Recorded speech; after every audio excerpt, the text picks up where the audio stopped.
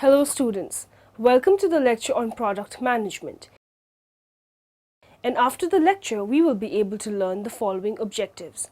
Explain the concept of product, describe the levels of products, understand the classification of products, describe the consumer goods classification.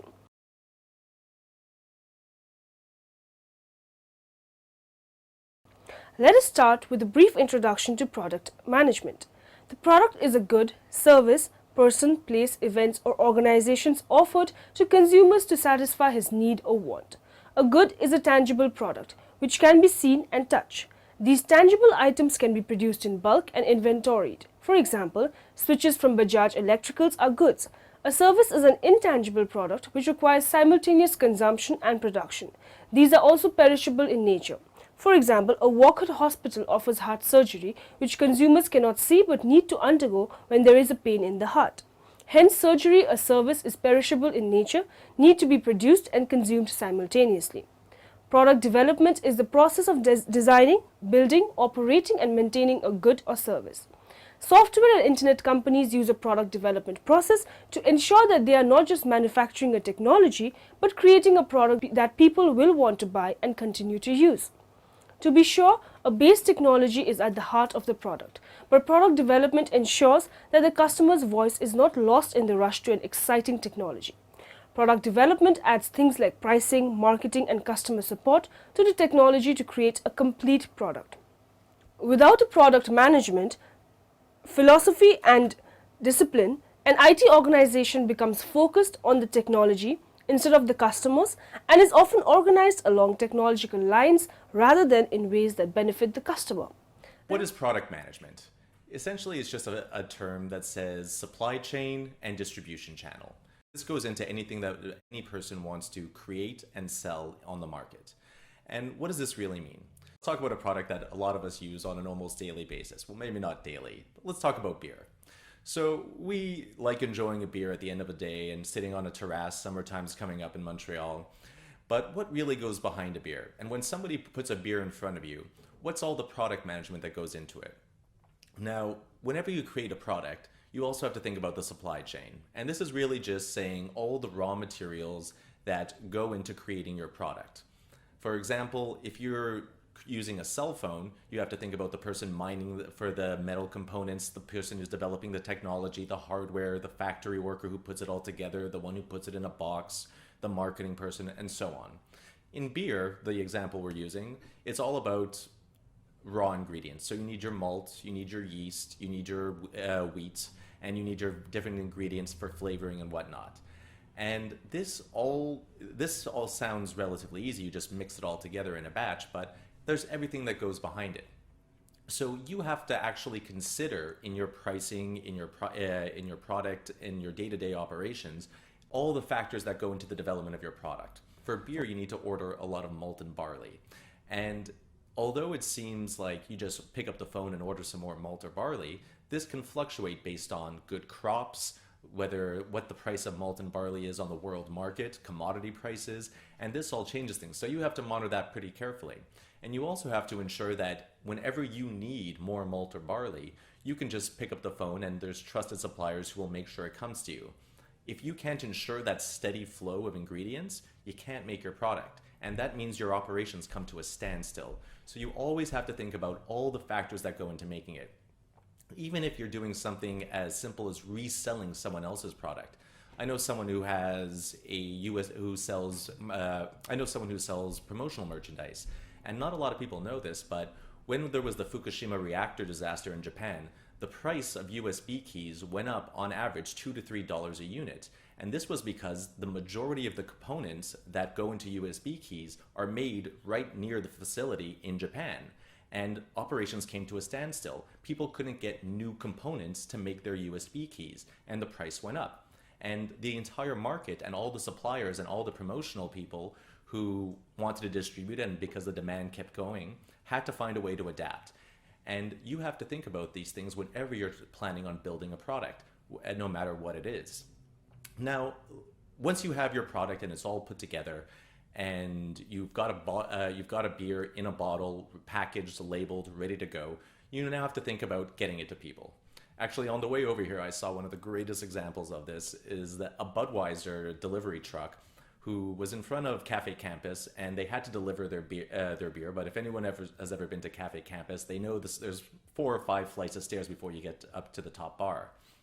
So instead of having their delivery guy climb those stairs with their entire beer order, they actually have a truck, a semi, with a crane on it that lifts a giant cargo container up to the top window and delivers it in. These are the types of problems you have to solve. If you're going to be delivering a product, you have to think about how to transport it. Does it need to go across state lines? Is it just down the street? What size truck do you need?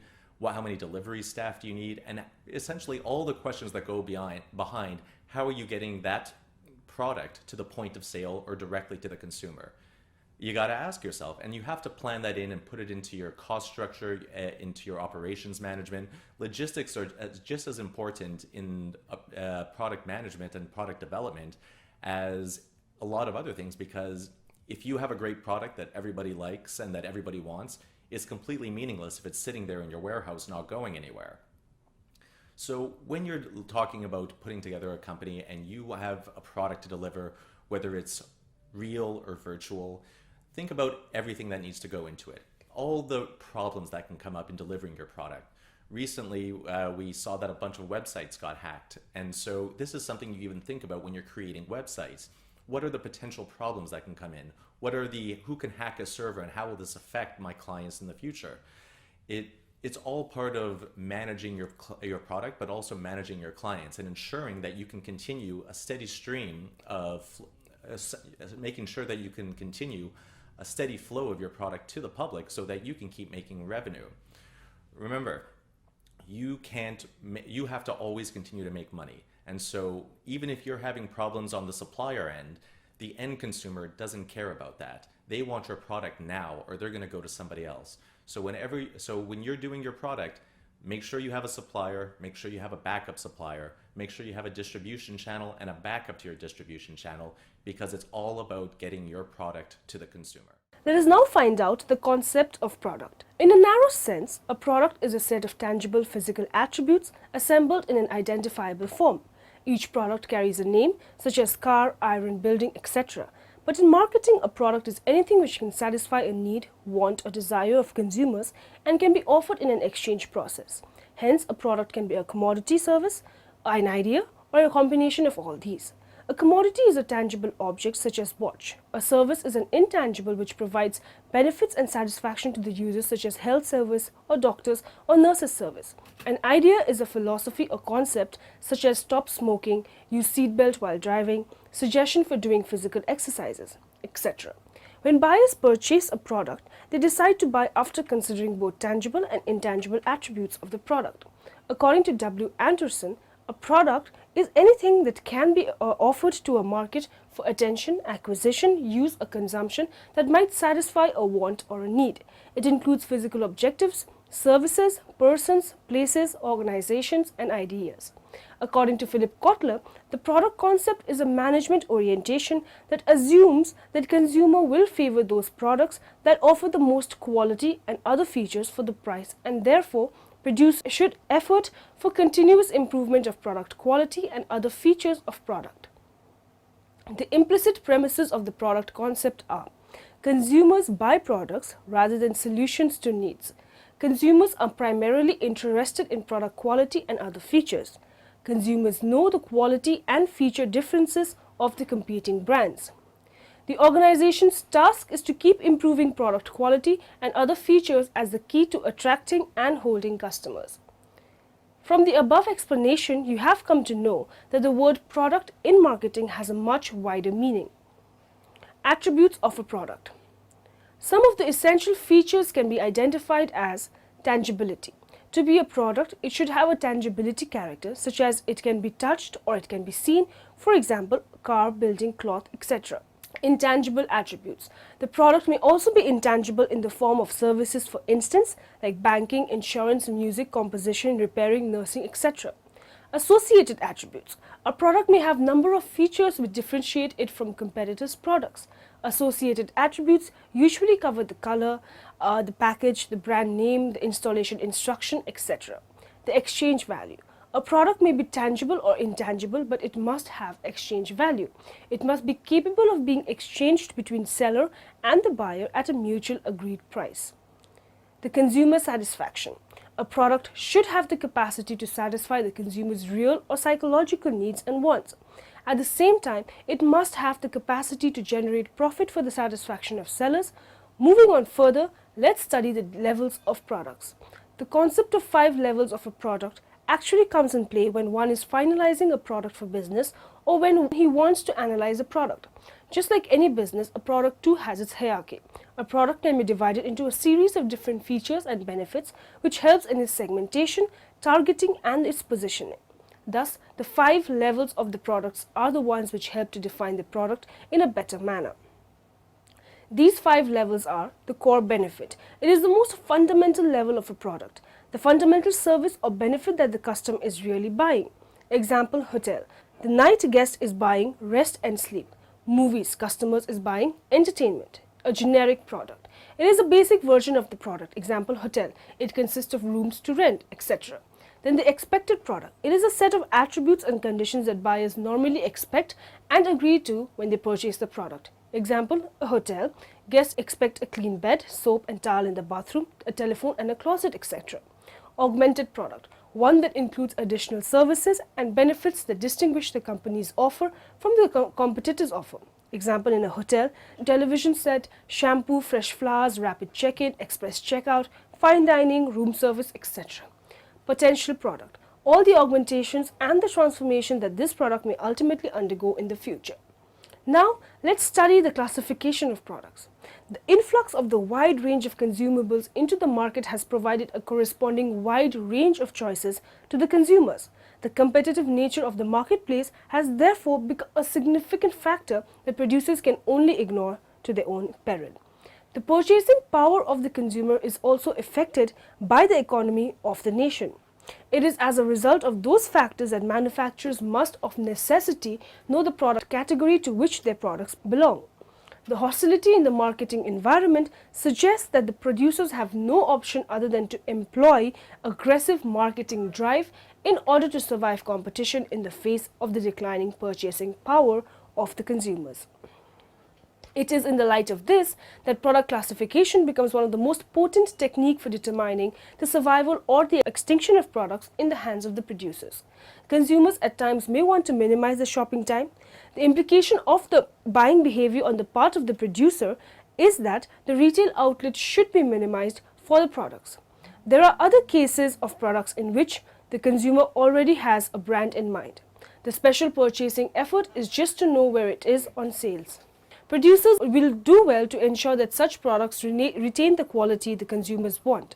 Since price of the items are secondary to the consumers, producers can afford to jack up the price so as to obtain some level of margin of profit. Product classification can therefore be done on the basis of durability and tangibility, the rate of consumption, buying behavior, and so on. Relationship of goods to the organization's production process and caste structure. Meaning of product classification. A product is something that is produced by a machine or by human. The organization of goods or services according to some exhibited characteristic or set of characteristics. Most manufacturers will use an informal product classification method of their own design, although most standardized methods of product classification devised by various industry organizations also exist.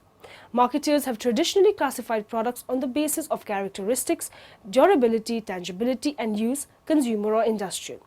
Each product type has an appropriate marketing mix strategy. Goods are physical, tangible product, so it can be seen, felt, touched, held, stored, transferred, and other physical treatments. Judging by the aspect of sustainability, there are 2 kinds of products, namely goods not of long duration. Non-durable goods. Perishable goods are tangible goods that are normally consumed in 1 or few hours of use. In other words, the economic age in normal usage within 1 year. Examples are soap, beverages and snacks, chalk, sugar and salt. Therefore, this type of goods consumed rapidly in a short period of time and frequency of purchase is often the case, then the best strategy is to make them available in many locations, apply the small increase and is strongly advertising to encourage people to try and simultaneously to form a preference. Long-lasting merchandise goods or durable goods. Durable goods are tangible goods that normally survive very long in use, economic era for normal use for 1 year or more. Examples include TV, fridge, car, computer, and others. In general, these type of goods require personal selling and service more than perishable goods, offering greater benefits and need a guarantee or a warranty from the retailer specific. Services. Services are activities, benefits, or satisfaction for sale. For example, a beauty salon, courses, hotels, schools, and others. Durability and tangibility. Products can be classified into 3 groups according to the durability and the tangibility. Non-durable goods are tangible goods normally consumed in one or few uses, like beer and soap. Because these goods are consumed quickly and purchased frequently, the appropriate strategy is to make them available in many locations, charge only a small markup, and advertise heavily to induce trial and build preference. Non-durable goods are any type of manufactured items that are not intended to last for an extended length of time. While there is some difference of opinion on how long a good can last and still be classified as non-durable, the general consensus is that any good that is not intended to last any longer than 3 years doesn't fall into this category. Under the broad scope of non-durable goods, there are subclasses such as perishable goods, semi-durable goods, and soft goods. Within the non-durable goods family, soft goods include most textile products. Clothing, bedding, towels, and similar items are generally considered to have a useful life of less than 3 years. While it is certainly true that some of these goods can and do last longer, there is an expectation of constant wear and tear on most forms of textiles, assuming they are used for the intended purposes on a continuing basis. Durable goods are tangible goods that normally survive many uses: refrigerators, machines, machine tools, and clothing. Durable products normally require more personal selling, and services command a higher margin and require more seller guarantees. Durable goods are often subcategorized. Durable goods made for the consumer are called consumer durables. The emphasis on durable goods and consumer durables in economic statistics is founded in purchasing behavior. Spending on durable goods tend to increase during an upswing in the economic cycle. Companies tend to replace old capital equipment when profits are high. Consumers tend to replace more major household items when consumer confidence and household incomes are high. Accordingly, manufacturers of durable goods tend to be cyclical companies. Services are intangibles, inseparable, variable, and perishable products. As a result, they normally require more quality control, supplier credibility, and adaptability. Examples include haircuts, legal advice, and appliance repairs. Marketing initially developed in connection with physical products, but of recent, the increasing growth in service industries has made this aspect of marketing important. Service industries vary. It ranges from government sector with its courts, hospitals, loan agencies, military services, police, fire departments, and post office to private non-profit sectors with its museums, charities, churches in the services business. A service, according to Kotler, is any act or performance that one party can offer to another that is essentially intangible and does not result in ownership of anything. Its production may or may not be tied to a physical product. Services like consumer goods can be classified using several approaches. But we need to bear in mind that while goods are testable, services are not. There are 3 ways of classifying services: by buyer, by seller, by form of regulation. By buyer, 2 major buyers are identifiable for every service. These are household buyers and industrial buyers. Recreational services purchased by individuals include everything from tennis lessons to fortune telling. Many services purchased by individuals are households in nature. For example, electricity, house painting, and insurance. The industry also requires training, transportation, and consulting services for smooth economic performance of the various sectors of the economy. By seller, there are 3 major groups under this classification of services. Service organization owned by private individuals or groups who share the profits or the losses. Privately owned organization not for profit, for example private schools, symphony orchestras, museums, and churches. The public owned companies, example government parastatals. By form of regulation, services may be categorized by the extent to which they are controlled by public regulations. Services can be classified by form of regulation into 3 classes. Extensive control services. Services under this category requires the certification of the supervising body before licensing. Examples are banks and electric utilities. To provide banking services, appropriate approval must have been obtained from the central bank before the commencement of operation. Near extensive control services. Services under this category is theatre, travel agencies and hotels. The requirements for establishing them are not as tough as the banks mentioned earlier. Unregulated services. Most repair services fall under this category. Many professional practitioners like lawyers and doctors are controlled by the regulation laid down by their professional body and not by public body. Consumer goods classification. The vast array of goods consumers buy can be classified on the basis of shopping habits. We can distinguish among convenience shopping, specialty and unsought goods. The consumer usually purchases convenience goods frequently, immediately and with a minimum of effort. Examples include tobacco products, soaps and newspapers. Convenience goods can be further divided. Staples are goods consumers purchase on a regular basis. A buyer might routinely purchase Colgate toothpaste and Lay's crackers.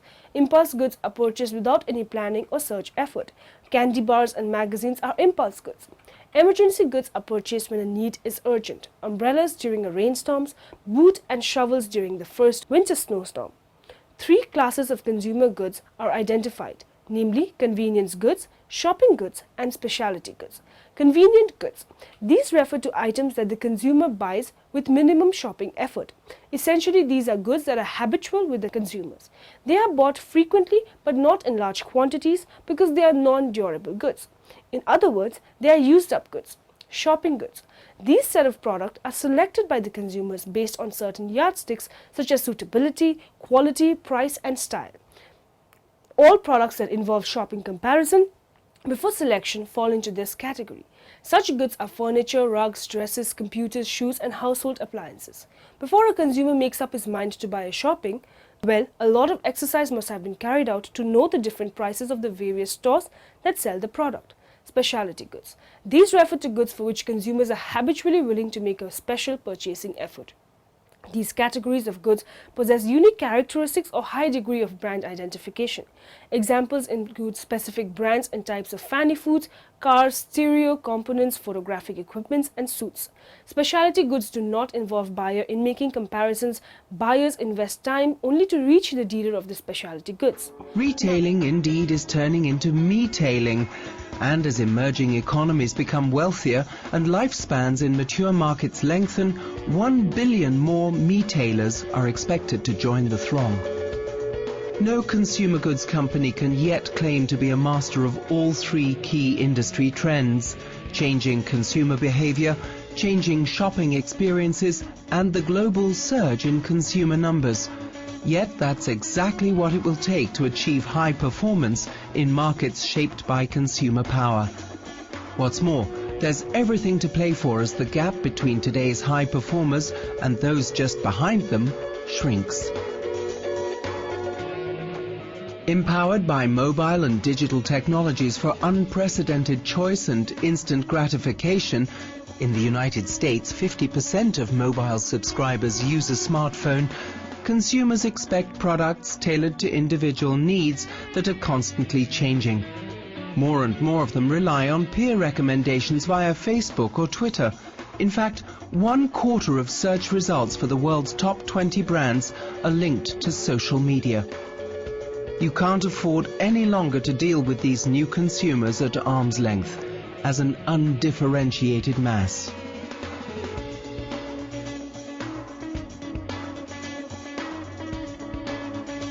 Most of today's consumers live in emerging markets, and by 2030, 1.2 billion of them will be middle class, outspending their counterparts in mature markets. But emerging market consumers are even harder to reach, predict and satisfy because their cultures are so complex and their tastes are exceptionally volatile. Selling to them requires different offerings, skill sets and capabilities. Today's consumers want brands that do good, and they will shun products associated with dubious ethical practices, environmental pollution for instance, or child labor. They are often very vocal about outing manufacturers that fail to live up to their expectations, yet they don't want to pick up the bill for clean, green products. They expect you to do that.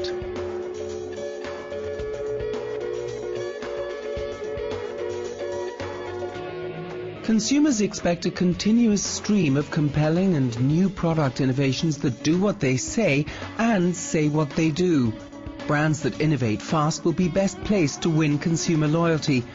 And open innovation, soliciting the crowd, inventors, scientists, customers, consumers, and even competitors for good ideas, will boost your chances of being the first to market. What you did to achieve success yesterday or today will not make you successful tomorrow. You need skill sets and capabilities that are fundamentally different, and you need them now. There is no room for compromise. You need to act now. You need an operating model with both global reach and local relevance. A model that combines scale with intimacy to service consumers in diverse markets worldwide. And a model supported by globally integrated business services that enable continuous improvement, end-to-end and year-on-year. Your workforce is a key source of the bright ideas that drive innovation, wherever they may reside in today's globalized markets. By encouraging and rewarding them, you will enhance customer satisfaction and retention. Accenture's high-performance business research shows that the ability to use and manage talent effectively is critical to achieving sustained success. Mobile technologies will put you directly in touch with today's new consumers. These will help you communicate with them at the points of purchase when buying decisions are made. And these will help make consumers as much your agent as you are theirs, transforming them into a new and highly effective sales force.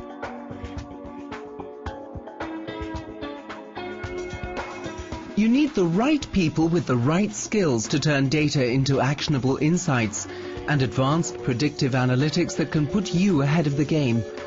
Our cross-industry research shows that high-performance businesses are 5 times more likely to use analytics strategically than low performers. You won't win if your products aren't available on shelf, in-store or online. That's why you need a supply chain responsive to consumer pull rather than producer push. A demand-driven supply chain that will eliminate out-of-stocks, control inventory and ensure product availability. Now, in the end, let us summarize what we have learned in this lecture. Product development is the process of designing, building, operating and maintaining a good or service. The product concept is a management orientation that assumes consumer will favor those products that offer the most quality and other features for the price, and therefore produces should efforts for continuous improvement of product quality and other features of product. A product is divided into a series of different features and benefits which helps in its segmentation, targeting and positioning. Non-durable goods are tangible goods normally consumed in one or few uses, like beer and soap. Marketing initially developed in connection with physical products, but of recent the increasing growth in service industries has made this aspect of marketing important. Specialty goods have unique characteristics or brand identification for which a sufficient number of buyers are willing to make a special purchasing effort.